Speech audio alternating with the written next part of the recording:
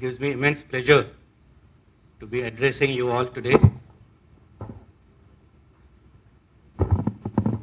At the outset, I would like to thank Professor Arvind, our Vice Chancellor, and I say our Vice Chancellor because I am also a member of the same department, a student of the same department. So, our Vice Chancellor, for giving me this opportunity to talk to all of you all and share some of my views during this seminar which is being held to commemorate the Golden Jubilee of the 1971 war. Thank you also, Dr. Umrao, for a very kind introduction. I have learned a lot of new things about myself. The Punjabi University is today acknowledged as one of the premier institutions of higher education in the country. As the largest university in Punjab, it continues to contribute to nation building in its own unique way by imparting value-based education through its highly accomplished faculty. I also wish to acknowledge its enviable record in the field of sports. I am sure that all of you sitting here are rightly and justifiably proud of being part of such an illustrious institution. It is most appropriate that an institution like the Punjabi University has organized this seminar on the 1971 war to create greater awareness of this golden chapter in our history. A lot has changed in the last 5 decades since 1971. And therefore, the broad theme of my talk today is the emerging challenges to national security.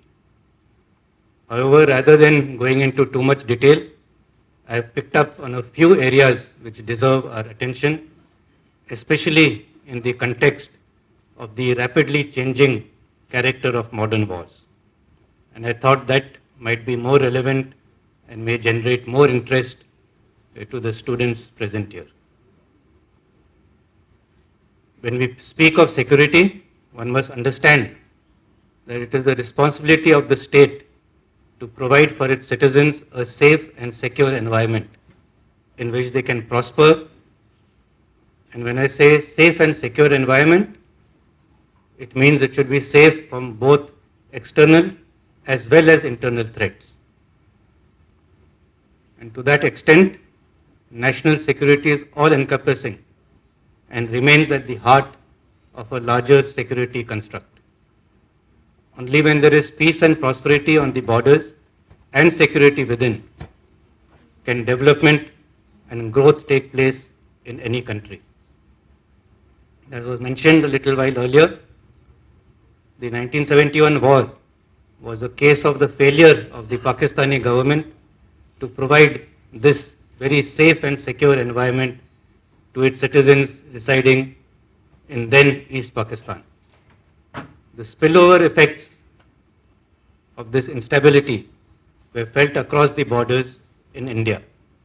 And as this crisis grew bigger and larger, it was imperative for India to take action. The rest of the history is well known to us. Every war teaches us important lessons. The essence is to learn and adapt quickly. In this context, let me share a few examples and how we adapted to the changes circumstances.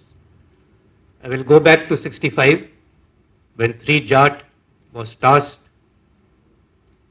to breach the Ichogal Canal about 8 kilometers inside Pakistan.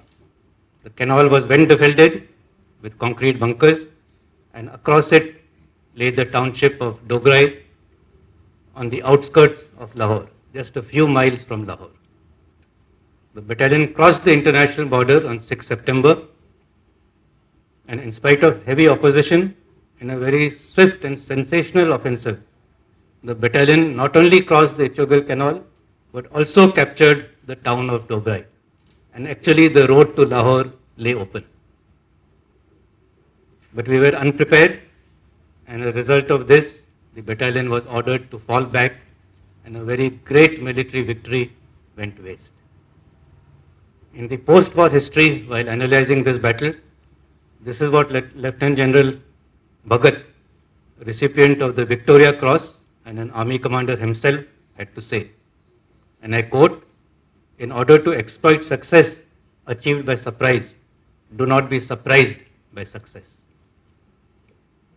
We learnt our lessons from history, and within 6 years, during the next war, that is in 1971, fought for the liberation of Bangladesh, we not only surprised the enemy, but also exploited this surprise to achieve a resounding victory.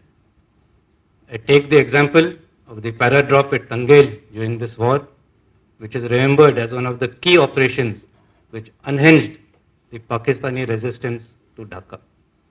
The main objective of the operation was to cut off Pakistani forces who were retreating to Dhaka by capturing a bridge across the Yamuna River.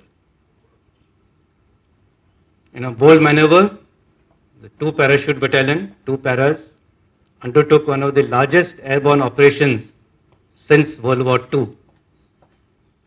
And not only was the bridge cut off, but the reinforcements were stopped. Exploiting this surprise, the Indian Army was able to rapidly advance towards Dhaka, and in a matter of days, Dhaka capitulated and we took over 93,000 prisoners of war. So that is how you have to learn. And this is a classic case of how we quickly adapted to the changing situation and therefore could achieve one of our biggest victories. There is little doubt that change has always been there. The pandemic has only accelerated this process.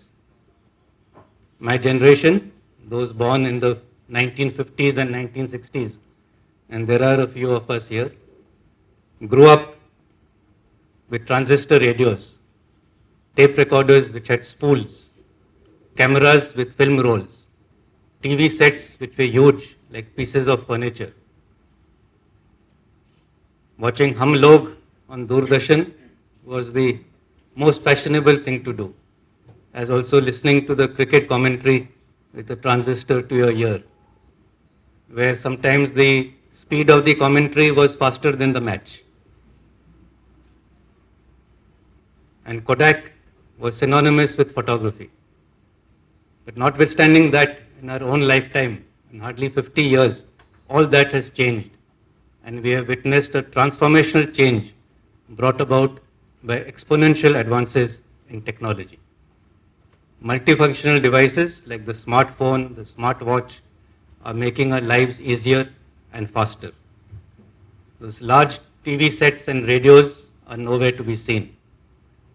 Those who evolved are still around, but in different avatars.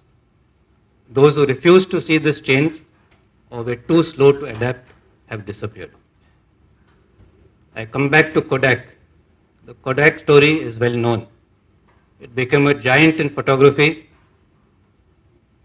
in the 1970s, and yet it filed for bankruptcy in 2012, just 30 odd years later. The rise and fall of Kodak has many important lessons. The first major inflection point came in the 1980s itself with the switch to digital photography.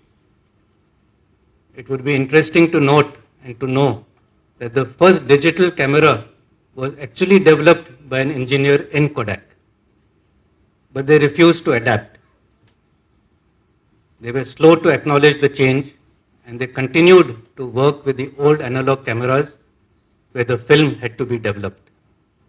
As the filmmaking and the film development, developing the film, that was the mainstay of their business model. Then came the bigger change from digital cameras to smartphones and the trend of sharing pictures on social media. Kodak, once the leader in photography, failed to adapt and is now nowhere to be seen. The key to survival, therefore, lies in adapting to change. Giants like Kodak are testimony to this saga of transform or perish. Proactive organizations like Google, Apple, Microsoft have kept pace with technology and adapted change by continuously reinventing and relearning their business models. Similar is the case with warfare. The advent of rapidly evolving dual-use technologies presents new opportunities and are changing the character of warfare like never before. Here I would like to mention a small difference between the nature and character of war. The nature of war, in terms of organized nature of violence, in terms of the blood and gore, the actual fighting, in terms of there being a victor and a vanquished, with the victor imposing his will on the vanquished, that always remains the same. And that is constant and unchanging. But what changes is the character of war, how it will be fought in terms of the structures, weapons, technology, and the strategic context. That is what keeps changing. Nature remains constant, the character keeps changing. Here let me take an example to elucidate this point. Let us take the game of hockey. Since we are in Punjab, there could be no better example than the game of hockey. The organization, the structure in which you play the game, whether you play it 5-3-2-1, 5 forwards, 3 halfbacks, 2 fullbacks, 1 goalkeeper, or whether you play 4-4-2-1, that is an organization. That can change. The method might change. Earlier it used to be more of dribbling, now it is more of short, swift passes. Earlier there used to be more emphasis on field goals. Now the emphasis is to get into the D and put it onto his feet so that you get a penalty corner. The way of playing the game has changed. The character has changed, but the nature, the end is still the same. You have to win the match. That has not changed. Similarly is the case for war, where in this end ways means matrix, the way might change, but the final outcome, the end, does not. So since the nature of war is unchanging, force and violence will not disappear, but they will only manifest in different forms. It is not easy to predict how much will change, especially with the advent of new technology on the battlefield. But nations who remain to be ascendant will have to foresee the change and carry out timely investment. These changes greatly impact as to how wars will be fought, as we have been witnessing around us. And let me again illustrate this with 2 examples. The first is the violent conflict between Armenia and Azerbaijan last year. While Armenia fought with conventional weapon systems like tanks, guns, aircraft and air defense systems, Azerbaijan relied heavily on the imaginative use of drones, a very new and evolving capability. The resounding success of these drones in the destruction of these large platforms, which were the mainstay of the 20th century battlefield, has signaled a major change in modern warfare. More recently, in the conflict between Israel and Hamas, it was a demonstration of the use of disruptive technologies to exponential effects. Operation Garden of the Walls, the 11-day Israeli offensive against Hamas, was driven majorly by capacities in niche technologies, including artificial intelligence. An advanced AI platform was created by the Israeli Defense Forces, which integrated all data of the adversary into one system.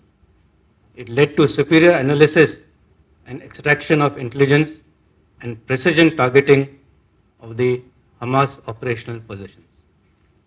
Satellites were deployed to detect changes in disposition in real time. Facial recognition techniques were exploited to target commanders. Such was the fusion of all these technologies. These precursor events can well be extrapolated to draw out the contours of future wars. So the impact of technologies on strategic military affairs in recent times has been profoundly disruptive. This technology boom is altering the very character of warfare. Technology is increasingly becoming a core combat capability and even a principle of war. It is not enough to remain abreast of change. We need to leapfrog a few cycles of evolution if we want to be at the cutting edge. Otherwise, we will always be playing catch up. It is only when we are sufficiently alive to the rapid changes in the strategic context that our leveraging of hard power will be wise and pragmatic. This technology boom comes at a time of significant changes in the global power calculus and the shift of the balance of power to Asia, a contest for the global commons and threat to the rules-based order. This challenge to accepted protocols and agreements has manifested in a notion of superiority or lawlessness. The expansionist agenda resulting in unilateral actions on our northern borders in an attempt to change the status quo. In fact, the developments on our northern borders reflect the complexities of the challenges that we face. On one side, there are new threats on the horizon, but on the other, the legacy challenges with regard to our unsettled borders with China and Pakistan continue, and therefore the threats to the preservation of our territorial integrity and sovereignty cannot be wished away. This is the hard reality that needs to be factored in when we look at future challenges to national security. So then, what are the imperatives that flow out of our appraisal of the changing character of war and the emerging challenges? From the traditional domains of land, sea and air, the battle has already entered the newer domains of space, cyber and informatics. The focus is shifting from amassing large combat power at any one place through the aggregation of platforms like tanks, guns, or huge naval armadas to investing in standoff capabilities in the form of long-range precision fires, hypersonic vehicles, and robust air defense capabilities. In tune with the changing character of war and our own geostrategic environment, our doctrines and strategy must also evolve and adapt. A nation's strategic culture, which is absorbed in its psyche, is to be found in the work of its scholars and strategists of the past. Great strategic wisdom is contained in India's own ancient texts.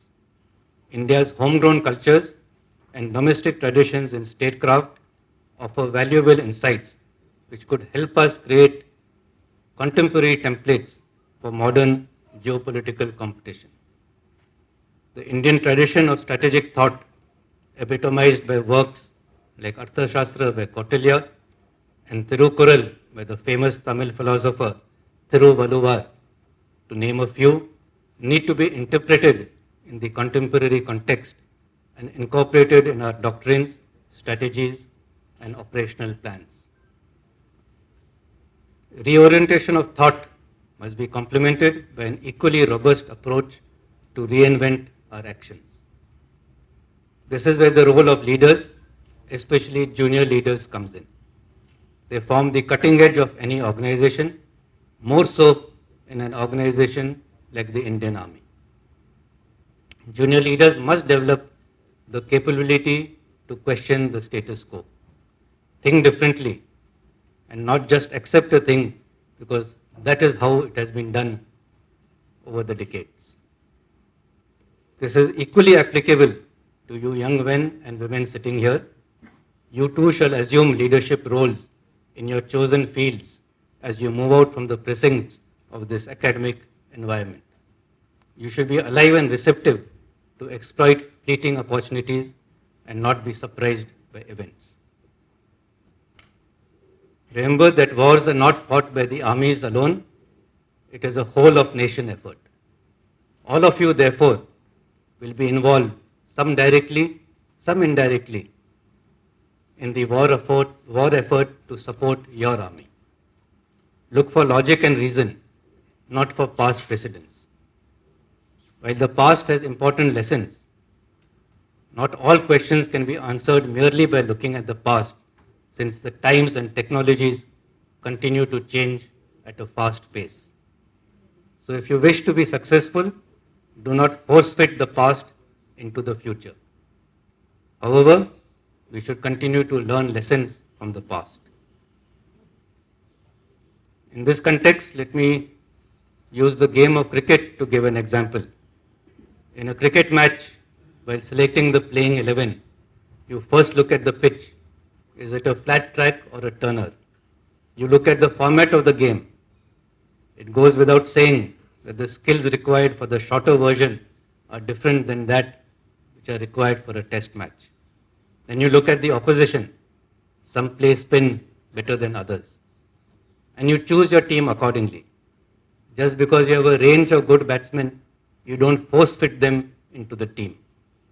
And if you pick the wrong players, the result will speak for itself. Similar is the case in war and conflict. Just because you have certain existing capabilities and that they served you well in the last war is not reason enough for them to be effective in the next. In the First World War, also referred to as the Great War, trench warfare led to a stalemate which had to be broken. This stalemate called for innovation and outrolled the first tanks on the battlefield. And with their rolling out, the change in the way battles were fought. Now, just because you have tanks today, that does not mean you have to force fit them in future plans if the things can be done in another way. So leaders, especially military leaders, must be able to foresee future scenarios and then choose the ways and means to achieve the desired ends. As mentioned earlier, the end is not changing. It is only the ways and means to achieve it. An illustration from the Civvy Street, Mercedes-Benz has recently announced that by 2025, the next generation of vehicles that it will manufacture will be all electric only. They will no longer manufacture internal combustion engines. By the end of the decade, it is expected that all car companies will go electric in one way or another. The writing on the wall is clear. The future is electric. We are witnessing a shift to environmental friendly, energy efficient electric vehicles which would soon confine the conventional fuel guzzlers to history. Similarly, on the battlefield, conventional weapons are giving way to new disruptive capabilities. The milieu today also belongs to artificial intelligence, hyper-automation, 3D printing, and quantum computing. There are a whole lot of countries where the research and development organizations and companies are focusing solely on these transformative technologies. Those who ignore these technologies will do so at their own peril. Today we have come a long way from room-sized computers to handheld digital devices. Along with the future is electric, the future is also miniaturization. We are duty-bound, the nation and our society, to develop these technologies for a better world. As we embark on this journey, a word of caution. People are always looking for latest technology. But today it is easy to copy technology, and our adversaries have already mastered this art. Businesses face similar challenges. It is only a matter of time before your competitor figures out a better, a smarter, and more efficient way of doing what you thought you do best. In the last century, war could be won by outproducing the enemy. Today, that sort of advantage has been made irrelevant by asymmetric warfare. Therefore, we need to constantly think ahead of our competitors and achieve cognitive dominance. That is the offset which would be very difficult to overcome. To conclude my talk, I wish to reiterate that the future demands an adaptable and versatile outlook. It calls for an approach that is driven by outcomes and not chained by processes. There is no place for the status quoists. Those who refuse to change would be consigned to history, as Kodak was when it ignored the writing on the wall. The challenge, of course, is to reskill, reorient, and reinvent. Therefore, it is time for us also to take a relook at the mighty tanks, the manned aircraft, and the large surface ships. These were very potent weapons in the past and even in the 1971 war. They have served us well. With artificial intelligence powering unmanned systems and niche technologies creating new asymmetries, we need to ask ourselves whether these legacy systems would be the weapons that win us the next war. Or is it now the time to change? I think, ladies and gentlemen, we need to ask such questions to ourselves all the time in every profession and every walk of life. Finally, thank you once again, Professor Arvind, for this opportunity given to me to address you all.